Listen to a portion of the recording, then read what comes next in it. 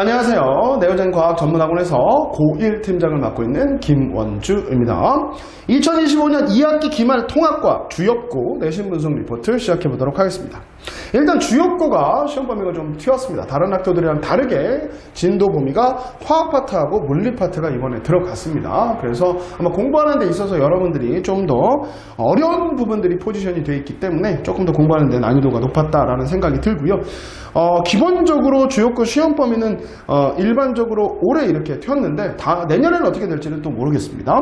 선생님들의 로테이션이 돌면서 시험 범위가 어떻게 될지 모르기 때문에 그렇다고 해서 꼭 튀는 건 아니니까요. 이제 미리 여러분들이 학교 수업을 잘 들으시면서 준비해야 되겠다라는 생각 들고요.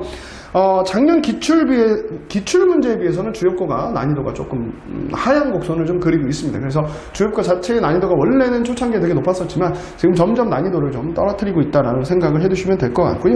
일단 화학 파트 문제는 좀 까다롭게 출제가 되었고 나머지 지구 파트하고 물리 파트 문제는 좀 얇고 평이하게 상대적으로 출제가 되었다라고 생각이 듭니다.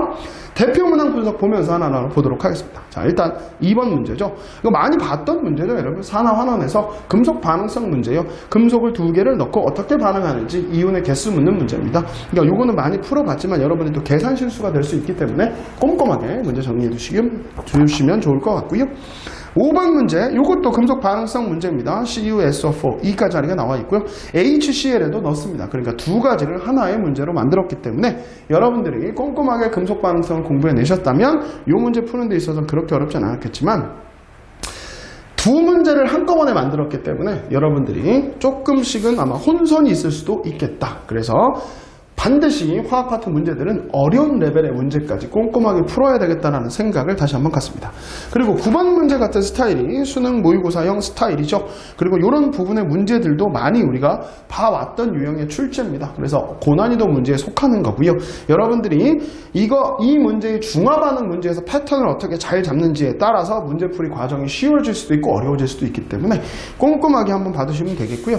그러니까 난이도 측면에서 봤을 때 여러분에서는 어렵겠지만 기출문제를 많이 풀었던 친구들은 그래서 많이 봐왔기 때문에 그렇게 어렵진 않은 문제였던 것 같고요. 그 다음에 그 10번, 11번 문제가 대표 문항 분석에 들어가 있지는 않지만요. 그 문제들도 중화반응 그래프 해석이니까 여러분들이 꼼꼼하게 다시 한번 해석해 보시면 좋겠습니다.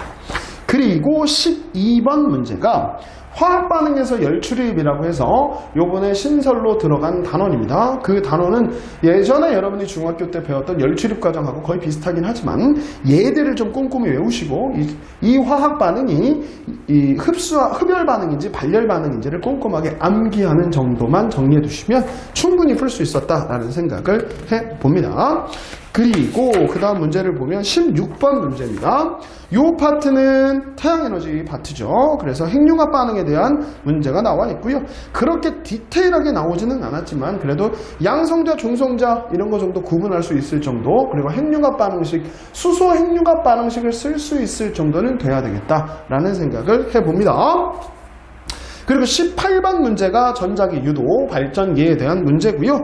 이거 돌아가면서 전류의 세기를 물어봤고요. 전류의 방향도 물어보게 되겠죠. 그러니까 이런 부분들도 기출문제에서 많이 봐왔기 때문에 많이 노출된 문제니까 여러분들이 기출문제 꼼꼼히 푸셨으면 충분히 풀 수 있을 드는데 기출문제를 많이 못 풀었던 친구들은 좀 까다로웠던 문제다라는 생각을 해봅니다. 그 다음 19번 문제고요. 에너지 효율 파트에서 문제가 나왔고요. 이런 스타일의 에너지 효율은 잘 나옵니다. 그러니까 여러분들이 이제 앞으로라도 문제를 보실 때 기본적으로 나와 있는 기출문제들도 있겠지만 에너지 효율을 물어보는 이런 신유형, 어떻게 보면 자료적으로 봤을 때 좀 신유형이 되겠죠. 그런데 잘 보시면 여러분 충분히 할 수 있는 문제이기 때문에 그렇게 까다롭진 않았지만 문제가 조금 신선했다 라는 생각이 좀 듭니다. 대표 문항 분석에 넣지는 않았지만 21번 같은 문제도 에너지 전환에 관한 문제, 에너지 효율을 여기다 섞었죠. 그러니까 이런 부분들도 여러분 에너지 전환과 에너지 효율의 개념만 꼼꼼히 잘 정리했다면 충분히 풀 수 있었던 문제였던 것 같고요. 그리고 논술형 문제는 제가 따로 얘기하지는 않았습니다. 문제가 그렇게 어렵지도 않았고 많이 여러분이 풀 수 있었던 문제였기 때문에 그 논술형 문제도 기본 개념 패턴만 잘 잡았다면 충분히 풀 수 있었다라는 생각을 해봅니다. 그래서 전체적으로 문제를 좀 봤을 때 때 한 90점 초반 정도가 1등급 컷이 되지 않았을까라는 생각을 좀 해봤는데요.